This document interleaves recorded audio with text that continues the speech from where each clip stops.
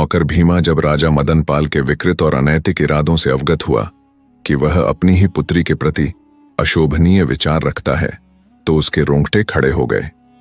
एक पल की भी देर किए बिना वह अपने अश्व पर सवार हुआ और बिजली की गति से विलासपुर की ओर दौड़ पड़ा।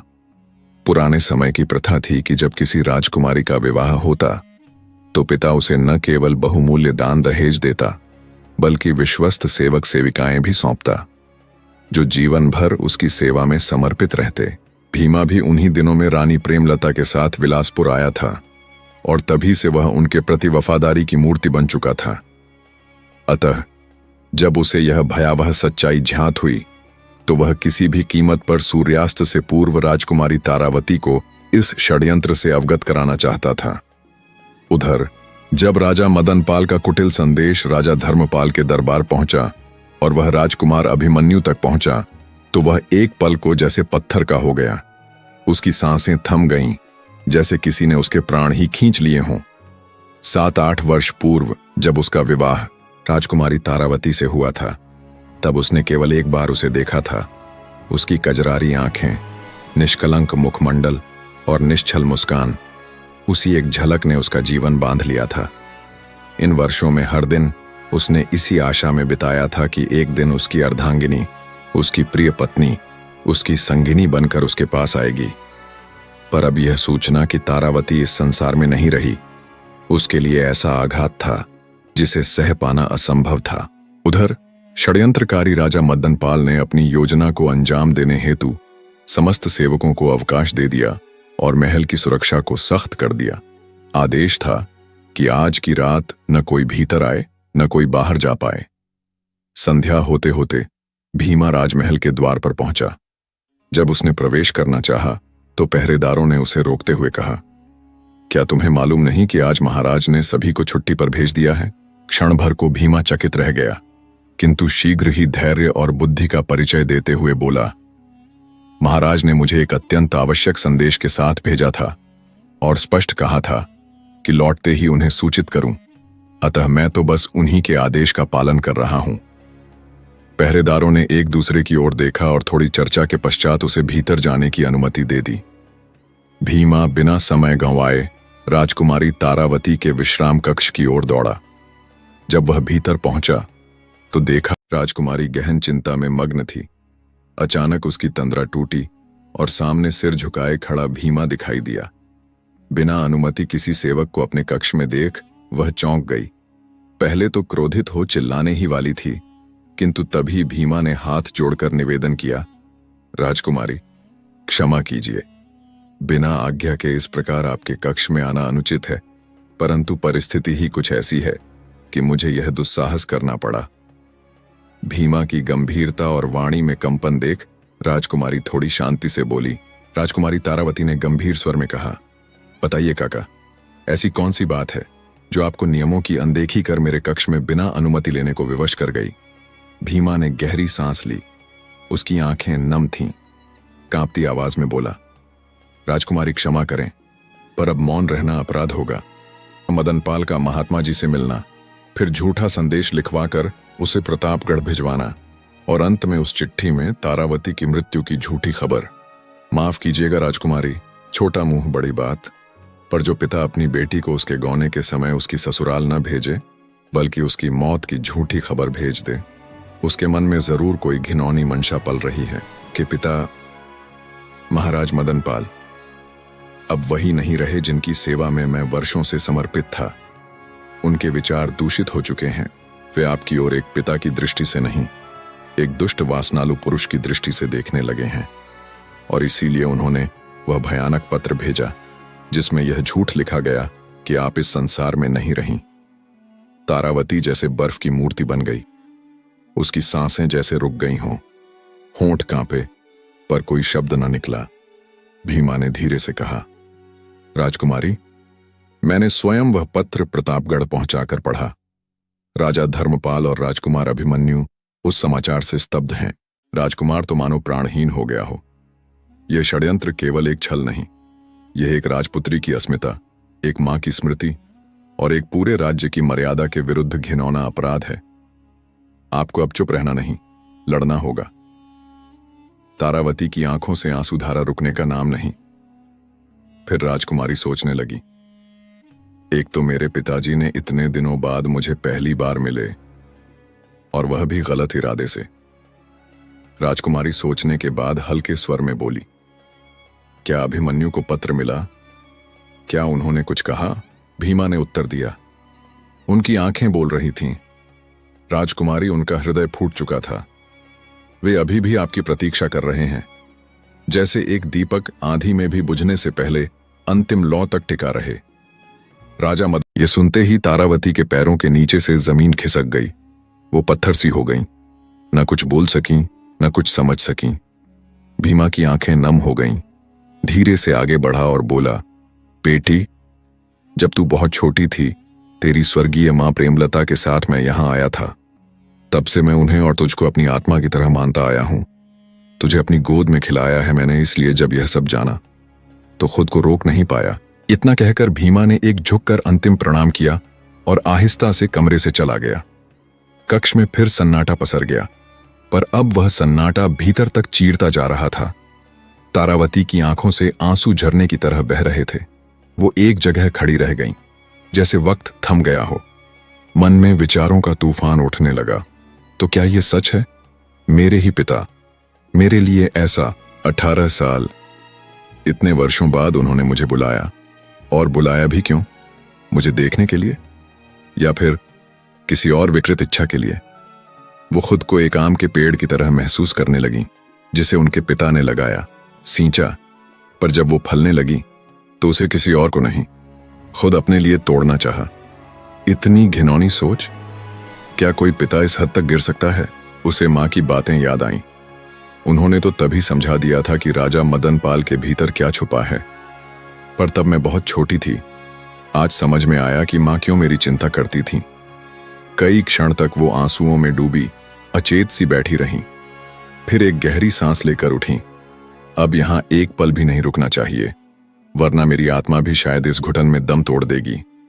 धीरे धीरे उन्होंने अपने कुछ वस्त्र और जरूरी गहने बांधे और बिल्कुल साधारण वेशभूषा पहन महल के द्वार तक पहुंची।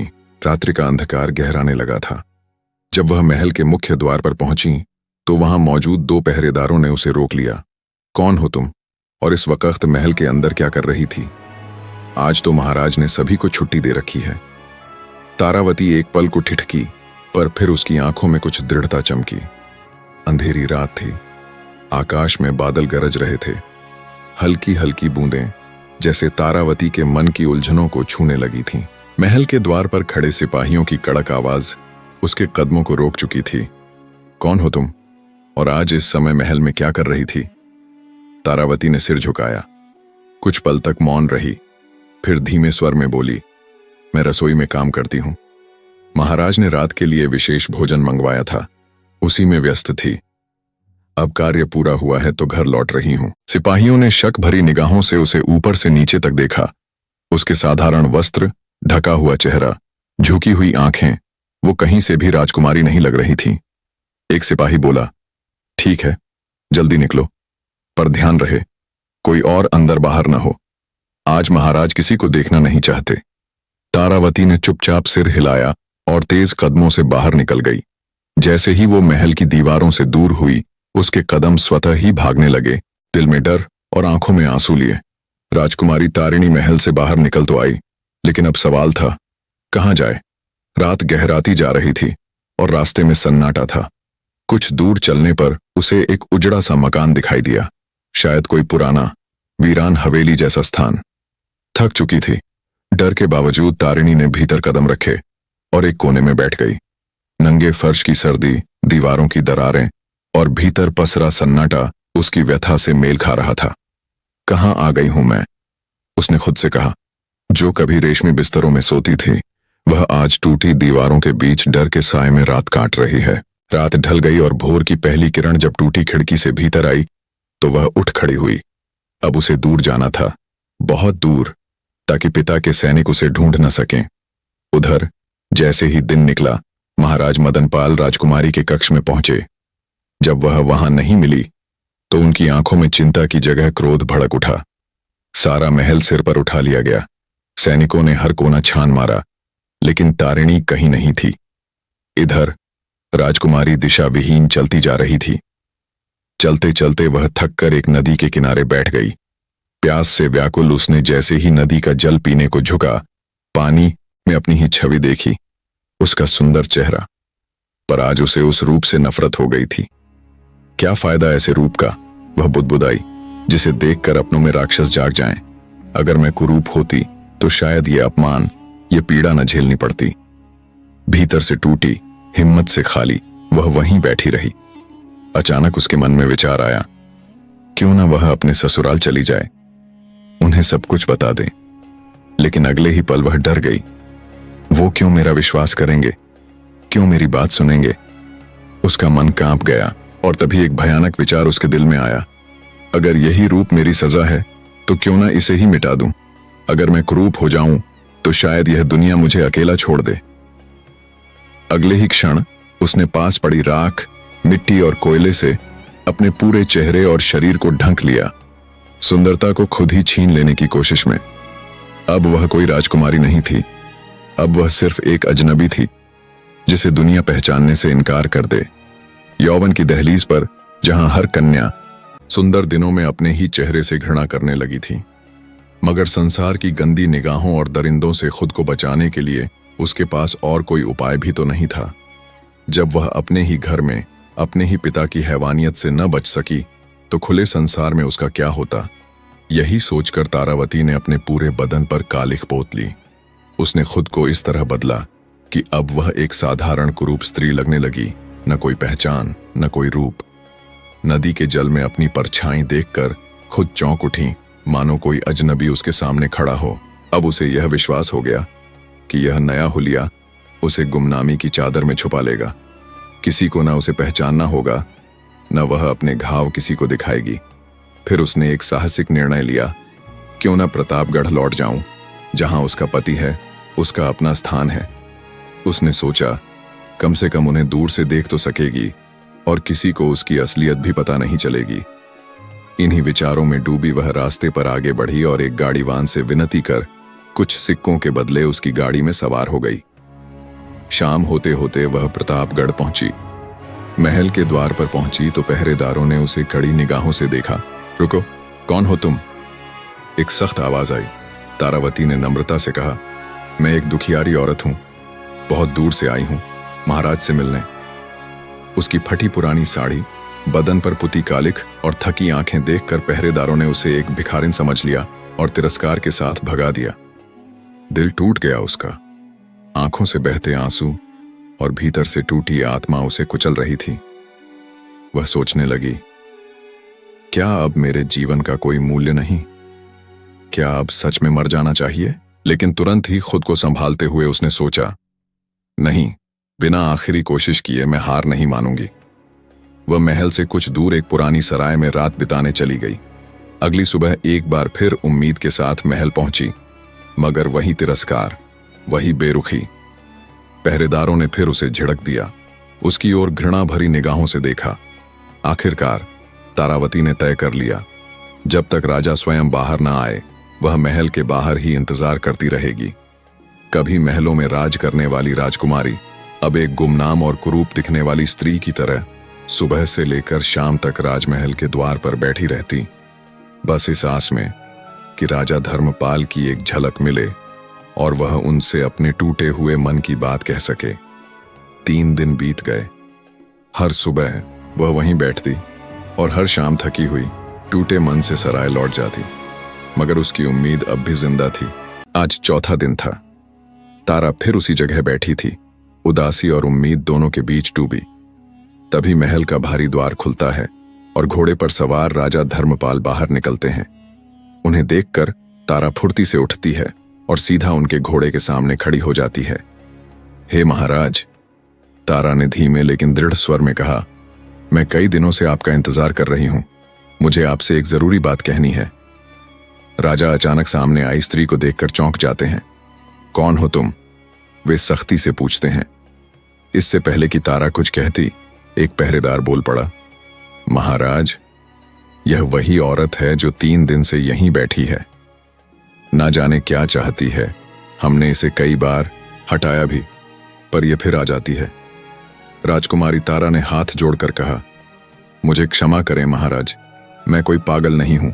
मैं सिर्फ एक बेसहारा औरत हूं जो बड़ी उम्मीदों के साथ आपके पास आई है। राजा धर्मपाल थोड़ी देर सोचते हैं, फिर कहते हैं, लड़की, अभी मैं एक जरूरी काम से बाहर जा रहा हूं। तुम कल इसी समय दरबार में आ जाना, कल कोई तुम्हें रोकने नहीं पाएगा। राजा के आश्वासन से तारा का मन थोड़ा हल्का हो जाता है। वह चुपचाप सराय लौट जाती है। अगले दिन वह फिर उसी समय महल के द्वार पर पहुंचती है।